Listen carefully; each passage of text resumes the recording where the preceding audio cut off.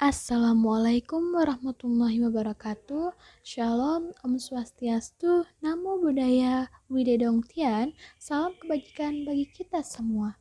Yang terhormat Bapak Dr. Insinyur Sukanta STMT selaku dosen pengampu praktikum sistem produksi, Akang Teteh asisten praktikum sistem produksi yang tidak dapat saya sebutkan satu persatu tanpa mengurangi rasa hormat saya serta teman-teman yang saya banggakan. Perkenalkan, saya Alia Rahma Fitriana dengan NPM 20106311-446 selaku perwakilan dari kelompok 5 praktikum perancangan sistem produksi yang beranggotakan Handika Setiawan, Ahmad Zakaria, Nunu Arya Nugraha, Alia Rahma Fitriana, dan Rina Supani. Pada kesempatan ini, kami selaku praktikan pada praktikum sistem produksi diberikan tugas oleh asisten praktikum terkait untuk membuat video pembelajaran berupa penjelasan mengenai struktur produk, bill of material, dan perakitan pada Tamiya 4WD Victory Magnum sebagai objek pembahasannya. Adapun komponen yang perlu disiapkan untuk menyusun sebuah Tamiya 4WD Victory Magnum diantaranya yaitu yang pertama tire depan, kemudian valve depan, dinamo, plat dinamo, gear depan, as depan, tire belakang, valve belakang, gear belakang, as belakang, penutup baterai, switch depan, penutup switch, 4WD, baut, roda bumper, chassis, stiker, cover, dan box. Nah, sebelumnya teman-teman di sini tahu nggak sih apa itu struktur produk? Menurut Saputra et al. Pada tahun 2020, struktur produk merupakan kaitan antara produk dengan komponen-komponen penyusunnya, mulai dari bahan baku hingga menjadi produk yang utuh atau biasa disebut juga dengan produk jadi. Struktur produk ini bertujuan untuk memberikan rincian mengenai komponen yang dibutuhkan dan mengetahui berapa jumlah item penyusun sebuah produk. Di sini ada kelengkapan informasi untuk setiap komponen, meliputi jenis komponen, jumlah yang dibutuhkan, dan tingkat penyusunannya.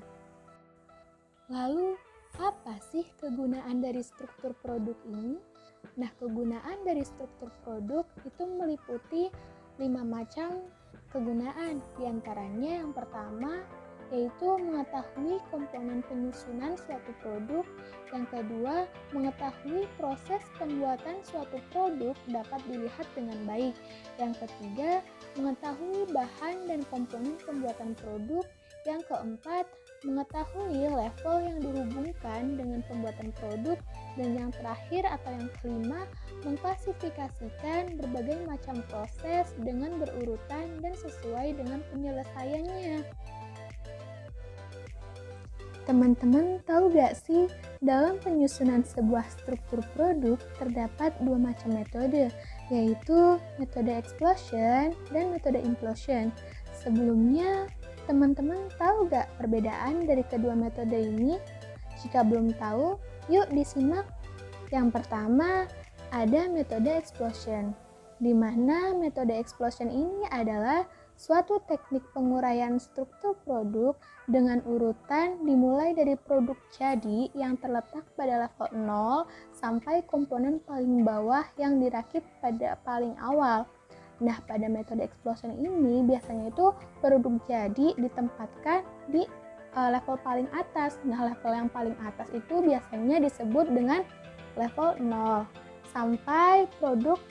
sampai pada komponen yang paling kecil, yaitu terletak pada level terakhir.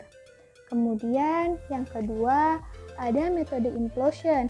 Nah, metode implosion ini adalah suatu teknik penguraian struktur produk dengan urutan dimulai dari level 0 untuk komponen paling awal hingga level selanjutnya sampai level terakhir untuk produk jadi. Nah, pada level implosion ini adalah kebalikan dari level explosion, di mana teman-teman juga dapat melihat atau mengamati pada dua gambar yang tertera pada layar. Teman-teman pasti di sini bertanya-tanya, gimana sih cara dalam membuat struktur produk? Nah, di sini akan dibahas langkah-langkah dalam pembuatan struktur produk. Di antaranya, ketika kita akan membuat struktur produk dari suatu benda, hal yang paling utama yang perlu kita ketahui adalah komponen dari produk itu sendiri. Setelah mengetahui komponen-komponennya, hal yang perlu diketahui selanjutnya yaitu komponen-komponen mana yang perlu dirakit terlebih dahulu, terutama komponen yang paling dasar dalam suatu produk. Sebagai contoh, komponen A harus dirakit dengan komponen B dan C. Jadilah komponen gabungan yang dinamakan assembly 1. Nah, itu misalnya kan. Kemudian assembly 1 harus dirakit dengan komponen D, akan menjadi assembly 2. Begitupun seterusnya hingga menjadi produk yang utuh atau produk jadi. Setelah rangkaian komponen telah tersusun menjadi produk yang utuh, langkah selanjutnya menentukan metode yang akan dipakai pada struktur produk. Apakah akan menggunakan metode implosion atau explosion? Langkah terakhir dalam menyusun struktur produk adalah menentukan level pada penyusunan struktur produk yang telah dibuat. Biasanya level 0 terletak pada bagian atas, begitupun seterusnya disesuaikan dengan banyaknya langkah-langkah yang kita buat akan mengikuti levelnya. Pada gambar yang tertera di layar merupakan hasil struktur produk pada Tamiya 4 detik Magnum beserta langkah dalam perakitannya, di mana pengolahan data yang kami lakukan berdasarkan hasil penelitian dengan menggunakan metode explosion. Selanjutnya ada Bill of Material. Nah, menurut Ulrich dan Eppinger pada tahun 2012, Bill of Material merupakan daftar dari semua material, part, dan subassembly, serta kuantitas dari masing-masing yang dibutuhkan untuk memproduksi satu unit produk atau parent assembly. Nah, dengan adanya Bill of Material, maka daftar barang akan dapat disesuaikan dengan jumlah kebutuhan produksi yang akan dibutuhkan untuk menghasilkan barang jadi atau setengah jadi, sesuai dengan yang dibutuhkan oleh perusahaan. Nah, menurut Putri dalam jurnalnya pada tahun 2016, Bill of Material ini terdiri dari dua jenis, yaitu single level Bill of Material yang dimana menggambarkan hubungan sebuah induk dengan satu level komponen-komponen pembentuknya. Lalu yang kedua ada multi level Bill of Material yang menggambarkan struktur produk yang lengkap dari level 0 atau produk akhir sampai level paling bawah. Nah, komponen yang sama dapat digunakan pada level yang berbeda.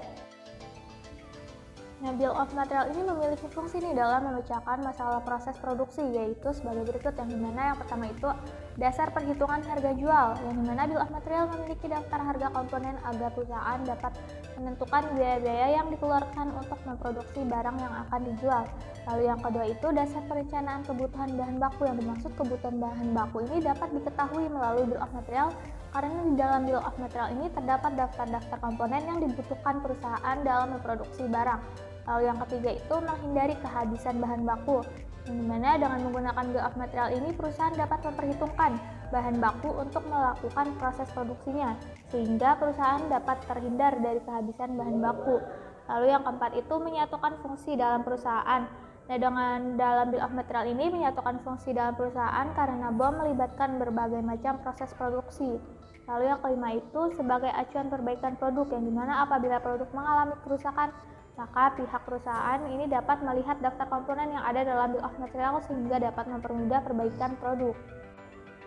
Nah, berikut merupakan contoh dari Bill of Material yang dimana terdapat dari level, kode part, nama komponen, gambar, spesifikasi, dan juga harga. Selanjutnya, dapat teman-teman lihat terdapat proses perakitan yang kelompok kami lakukan pada Tamiya 4WD Factory Magnum yang dapat dilihat pada proses berikut.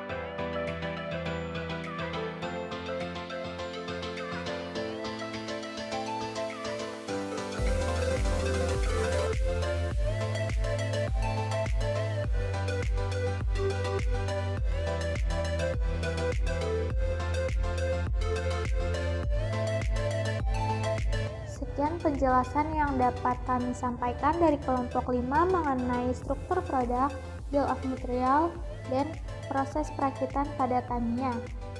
Akhir kata, kurang lebihnya mohon maaf apabila terdapat kekurangan ataupun kesalahan. Terima kasih. Wassalamualaikum warahmatullahi wabarakatuh.